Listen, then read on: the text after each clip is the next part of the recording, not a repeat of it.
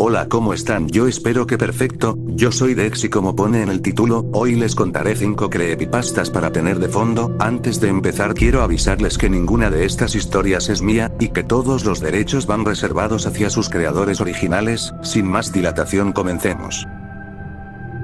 El olor de la madera húmeda. Heredé la vieja cabaña de mi abuelo, un lugar escondido en lo profundo del bosque. Al llegar, me golpeó un olor penetrante y enfermizo a madera húmeda. Un hedor que se metía en la nariz y se quedaba ahí, impregnando cada rincón de la casa. Pensé que era normal, la casa era vieja, el bosque era húmedo. Pero me equivoqué. Con el paso de los días, el olor se volvió insoportable. Traté de ventilar, limpié a fondo, encendí incienso, pero nada funcionaba. El hedor persistía y se hacía más fuerte, casi como si estuviera vivo. Empecé a notar cosas extrañas. La madera de las paredes crujía de una manera que me ponía los pelos de punta. Y por las noches, escuchaba susurros, como si alguien estuviera hablando en voz baja desde el interior de los muros. Pero lo peor eran los sueños. Me encontraba atrapado en la casa, y el olor a madera húmeda era tan intenso que me quemaba los pulmones. Las paredes se cerraban lentamente, y de las manchas de humedad que habían comenzado a aparecer, emergían figuras retorcidas. No tenían forma, solo ojos grandes y negros que me observaban. Al despertar, me daba cuenta de que las manchas de humedad en la pared eran las mismas figuras que me habían atormentado en mis sueños. La locura empezó a apoderarse de mí. Estaba seguro de que el olor no era solo humedad, sino la respiración de algo que vivía en la madera. Escuchaba voces que me susurraban que la casa estaba viva y que se preparaba para devorarme. No pude más. En un ataque de desesperación, me encontré rascando la madera de las paredes con mis propias uñas, tratando de escapar de este horrible ser que se había convertido en mi hogar. Intenté arrancarlo, sacarlo de ahí, pero me di cuenta de que era inútil. La casa me había atrapado, y su olor a madera húmeda era el único aire que me quedaba por respirar. El hombre de la cabeza de globo.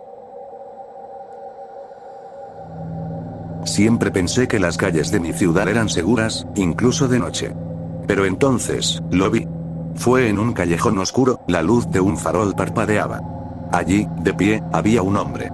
Pero no tenía una cabeza normal. Llevaba un globo plateado, brillante, que reflejaba la luz de una manera extraña. Al principio, me pareció una broma, un artista callejero o algo así. Mi curiosidad me pudo y me acerqué un poco más. Cuando la luz del farol se reflejó en el globo, por un instante, vi algo que me heló la sangre.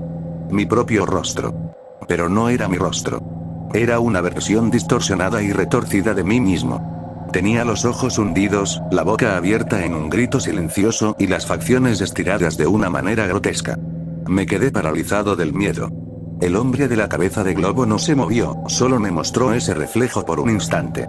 Cuando pude reaccionar, salí corriendo de allí, con el corazón latiéndome a 1000 por hora.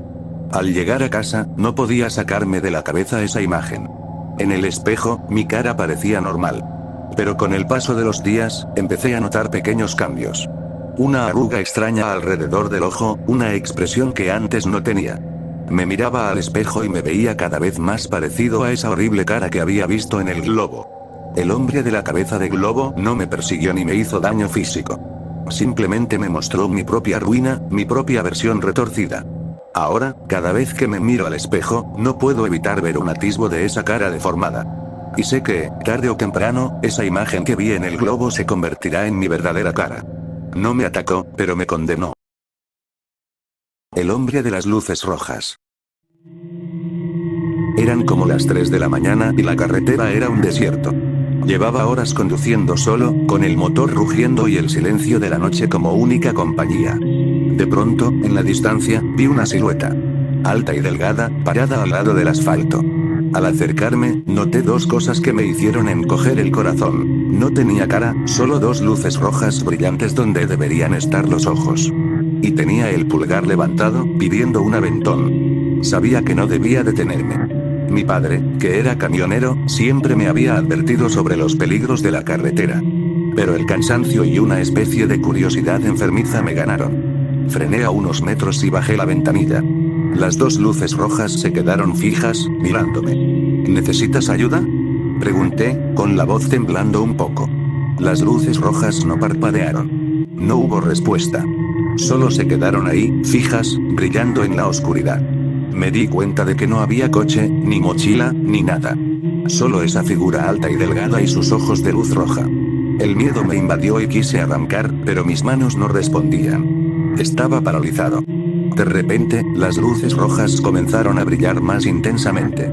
Era como si me estuvieran hipnotizando. Mi mente se nubló, mi cuerpo se sentía pesado, y la última imagen que tengo es la de mi mano extendiéndose lentamente hacia la manija de la puerta, como si una fuerza invisible me estuviera obligando a abrir. Luego, todo se volvió negro. No sé cuánto tiempo estuve así. Cuando desperté, mi coche estaba abandonado en la carretera, las llaves puestas, y de mí no había ni rastro. Hasta el día de hoy no sé qué pasó. Solo sé que, a veces, cuando cierro los ojos, solo veo esas dos luces rojas, fijas, y escucho el eco de mi propia voz preguntando ¿necesitas ayuda? El túnel de la alegría. Nunca me debí haber metido en ese parque. La idea de los exploradores urbanos parecía emocionante, pero el Fantasyfunland tenía algo que me ponía los pelos de punta. Y nuestra meta era el famoso túnel de la alegría.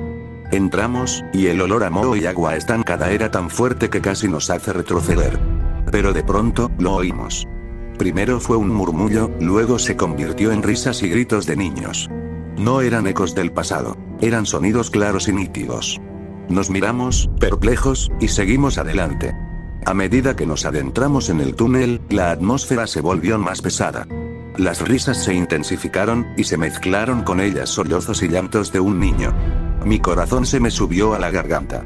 Cuando llegamos al final, las figuras animatrónicas de los personajes infantiles nos esperaban.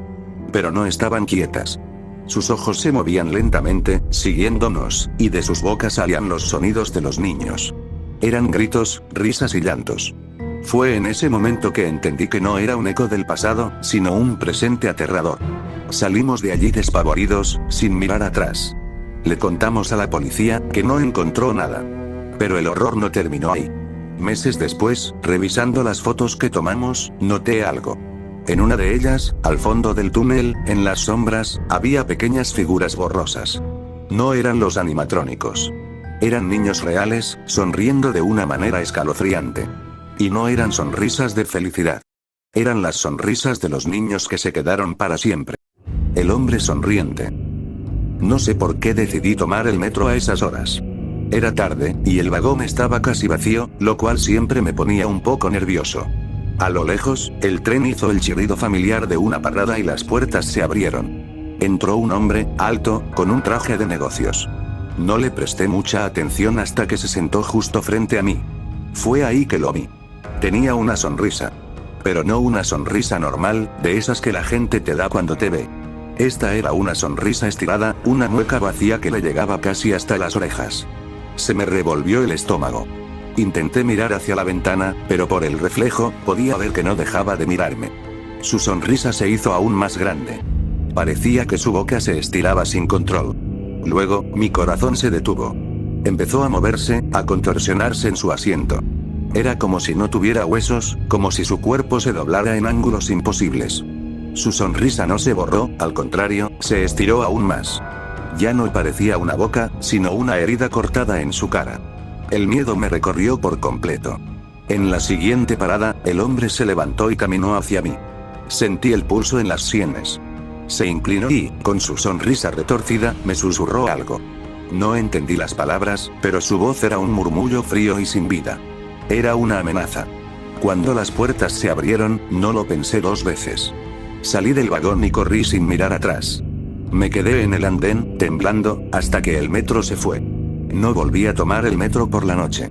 Después de esa experiencia, aprendí que lo que más asusta no son los fantasmas, sino las cosas que no tienen sentido. Lo que te encuentras en un lugar tan común como un vagón de tren, y que te hace sentir que has visto algo que nunca debiste ver. Bueno, eso fue todo por el video de hoy. Si les gustaron estas historias, no duden en dejar un like y suscribirse para más videos.